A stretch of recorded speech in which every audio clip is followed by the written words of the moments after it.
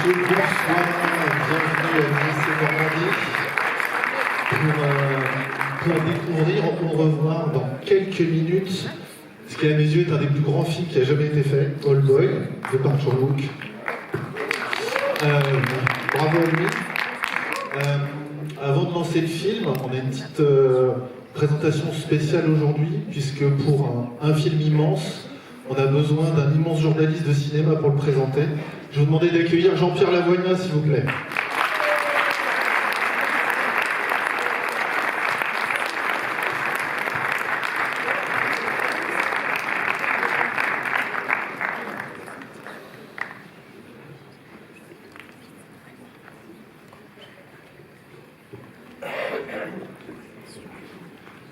Bonsoir. Bonsoir.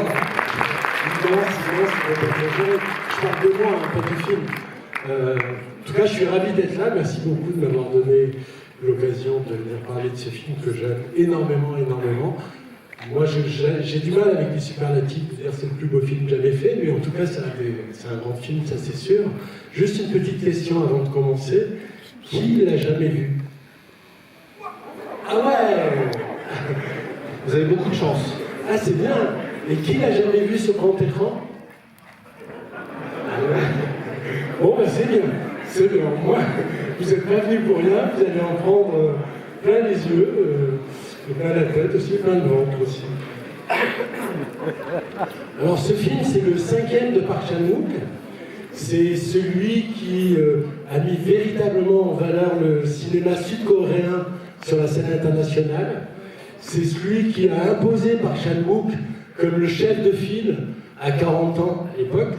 À 40 ans, le chef de file de la nouvelle vague de cinéastes sud-coréens, cette nouvelle vague qui a explosé dans les années 90 après la fin de la dictature qui régnait jusque-là en Corée du Sud. Et ça a imposé Park Chan-wook, en tout cas à l'époque, comme un des cinéastes sud-coréens les plus originaux, les plus singuliers, les plus percutants. Là, on pourrait donner plein d'adjectifs encore. Ce film a été présenté à Cannes, au Festival de Cannes 2004, il y a juste 20 ans. Et il était précédé d'une très très belle réputation. C'est un des films attendus de la compétition, parce qu'il était sorti en novembre 2023 en Corée. Et il avait déjà réuni plus de 520 000 spectateurs, battant Matrix et Kill Bill. Et du coup, alors qu'ils étaient distribués dans plus de salles. Donc du coup, le film était très attendu. Et le film est reparti de la croisette avec le Grand Prix du jury. Et le jury était présidé par Quentin Tarantino. Et d'ailleurs, au moment de la proclamation de la Palme d'Or pour Fahrenheit 9/11 de Michael Moore, un documentaire très à charge sur George Bush, les journalistes, en tout cas certains, ont dit que Tarantino avait favorisé le film de Michael Moore parce qu'il était produit par Harvey Weinstein et Miramax, qui était également son producteur. Et du coup, Tarantino confiera après que pas du tout, qu'il s'était battu jusqu'au bout pour que ce soit Old Boy qui ait la Palme d'Or, mais il avait perdu. Et Thierry Frémaux, le délégué de Cannes, confirmera plus tard qu'effectivement Tarantino n'avait pas voté pour Fahrenheit 9/11. Et c'est pas étonnant quand même que Tarantino, qui s'est nourri du cinéma de genre, qui s'en est inspiré, qui a toujours vanté le cinéma de genre, et qui d'ailleurs cette année-là a présenté Kill Bill 2, hors compétition bien sûr, puisqu'il était président du jury. C'est pas étonnant qu'il ait été sensible, donc c'est dire s'il connaît côté vengeance. Hein. Et du coup, c'est pas étonnant qu'il ait été sensible à ce thriller terrible, à cette histoire incroyable d'une double vengeance, dont quasiment tous les plans témoignent d'une passion jubilatoire pour le cinéma de genre et pour le cinéma tout court. C'est pas étonnant que lui, il ait été sensible à ça, et du coup, voilà, il a défendu le film, mais il n'a pas réussi à lui donner la Palme d'Or, mais le Grand Prix, c'était très bien quand même. Alors, Park Chan-wook, il a fait des études de philosophie, puis il a vu Vertigo, de Hitchcock, et du coup, il a fait des études de cinéma. Il a réalisé 2 films qui n'ont pas vraiment marché, qui l'ont un peu déçu, enfin dans le résultat l'a déçu. Et du coup, il est devenu journaliste de cinéma, enfin critique de cinéma. Et puis il est revenu quand même derrière la caméra avec un court-métrage qui s'appelait Judgment en 1999, qui racontait l'effondrement d'un grand magasin qui avait fait 500 victimes en Corée et dont les conséquences étaient assez inattendues. Ce court-métrage a été présenté au Festival des courts-métrages de Clermont-Ferrand. Du coup, tout ça lui a donné goût de se replonger vraiment dans le cinéma et de devenir vraiment réalisateur.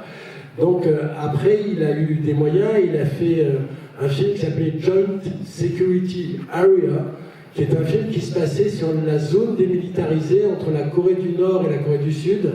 Et il imaginait même une sorte de fraternisation entre les Coréens du Sud et les Coréens du Nord. Le film a fait un tabac énorme en Corée. Je crois qu'il a réuni plus de 5 ou 6 millions de spectateurs. Et devenant ainsi, à l'époque, le deuxième succès de toute l'histoire du cinéma coréen. Donc forcément, tout ça lui a donné les moyens de faire un projet qu'il avait depuis longtemps, qui s'appelait... je ne sais plus comment ça s'appelait, Mr. Vengeance. Sympathie pour Mr. Vengeance. C'est un peu impressionnant, mine de rien, de vous voir tous. Sympathie pour Mr. Vengeance, où le drame social tourne à l'horreur absolue. Et même si le film a été un demi-succès ou un demi-échec, selon du côté où on se place, tout le monde a remarqué l'excellence de la mise en scène, la qualité de l'écriture et la perfection de la performance des acteurs. Toute qualité qu'on va retrouver, mais magnifiée, dans Old Boy, qui sera donc son 5e film. C'est donc la 2e histoire de vengeance qu'il fait. Et du coup, à des journalistes qui lui disent « Mais pourquoi vous faites toujours des histoires de vengeance ?» Et lui, il le voit comme un reproche. Il dit mais non, parce que la vengeance c'est quelque chose de très humain et de très fort. On a beaucoup de choses à dire, et d'ailleurs je vais en faire une trilogie. Et du coup il cherchera un 3e épisode et il fera quelques années plus tard Lady Vengeance. Voilà. Alors Old Boy au départ, mais peut-être vous savez déjà tout ça, hein. Old Boy au départ c'était un manga japonais qui avait eu beaucoup de succès, qui a été publié dans les années 80, entre 95 et 97 je crois. Et qui était très très populaire. Et un jeune producteur coréen décide d'acheter les droits, et lui il aime beaucoup Chan Park-wook, et du coup Park Chan-wook, et du coup il lui propose, et en même temps il le propose à la star du cinéma coréen et même du théâtre coréen, sans dire à chacun, enfin plutôt en mentant à chacun, en disant que l'autre l'a accepté. Et comme il s'estime beaucoup, aussi bien Park Chan-wook que Chan Min-sik, l'acteur, chacun aime beaucoup l'autre, croyant que l'autre avait accepté, ils disent oui, moi je le fais. Et ils attendront la manœuvre bien plus tard. Donc le film est lancé.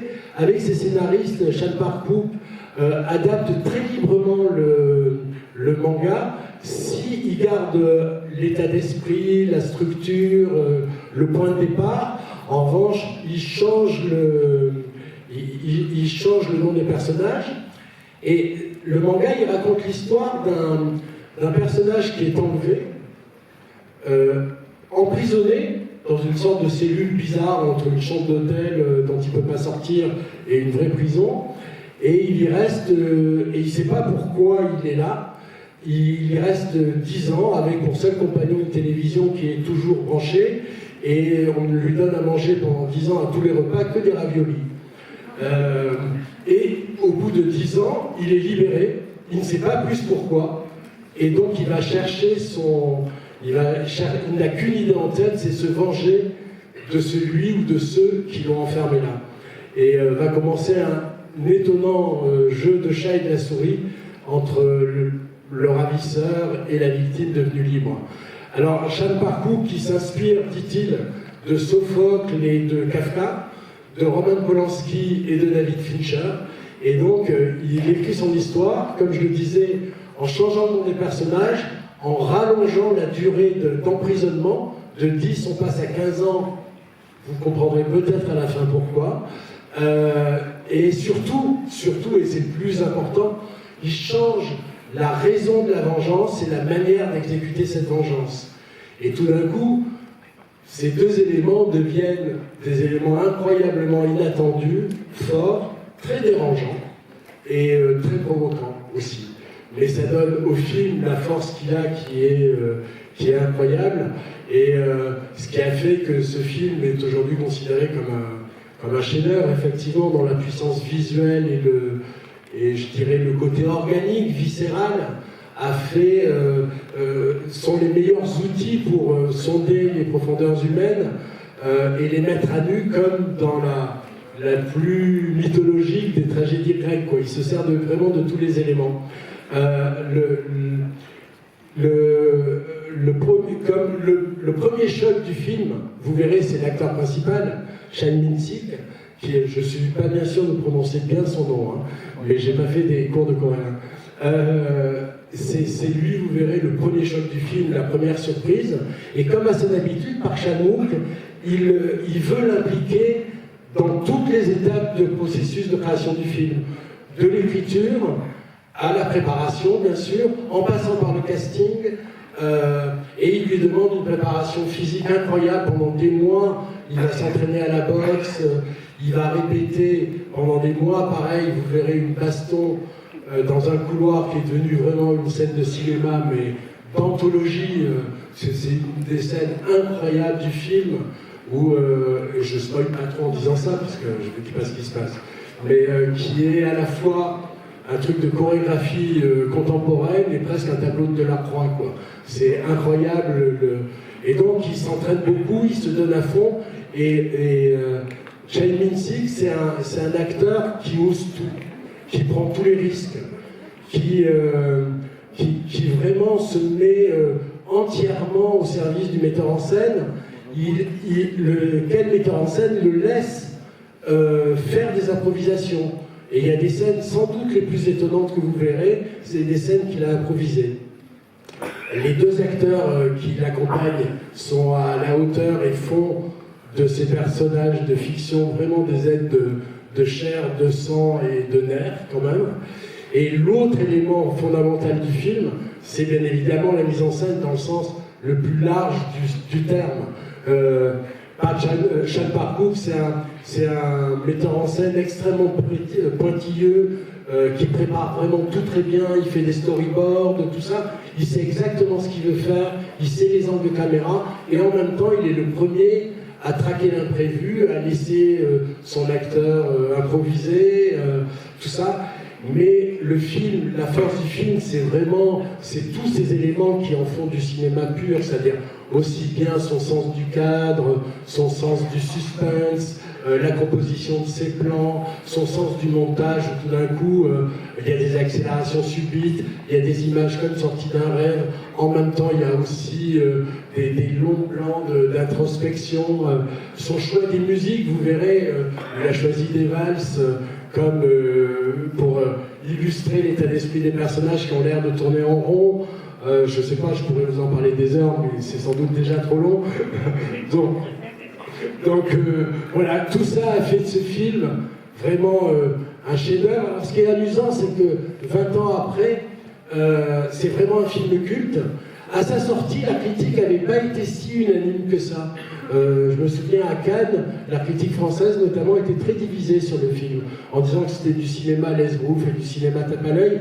Et en fait, c'est tout le contraire, parce que chaque plan et chaque décision de mise en scène est quelque chose de profond et qui est lié au propos. On parle de la violence, bien évidemment. La violence, elle n'est jamais gratuite, elle n'est jamais complaisante. C'est quelque chose qui est sauvage, ça c'est sûr, brutal, inhumain, mais ça sert le propos, puisque le propos de Park Chan-wook, c'est juste de dire, au fond, la vengeance, ça sert à rien. Ce qui est bien, c'est l'amour. Donc voilà, je vous laisse sur ces propos. Juste bon voyage au pays de la Tata, comme on surnomme la Corée. je pense que ceux qui ont surnommé la Corée pays du matin calme, c'est qu'ils n'ont pas vu Old Boy. Donc bon voyage et accrochez vos ceintures quand même. Merci beaucoup. Juste avant de lancer le film, la semaine prochaine, Les Ailes du Désir, Vip Vendors, et dans 15 jours, Under the Skin. Voilà, très bonne séance, très bonne projection. Je peux en revenir si vous voulez. Si vous voulez, avec plaisir. Merci beaucoup, excellente projection.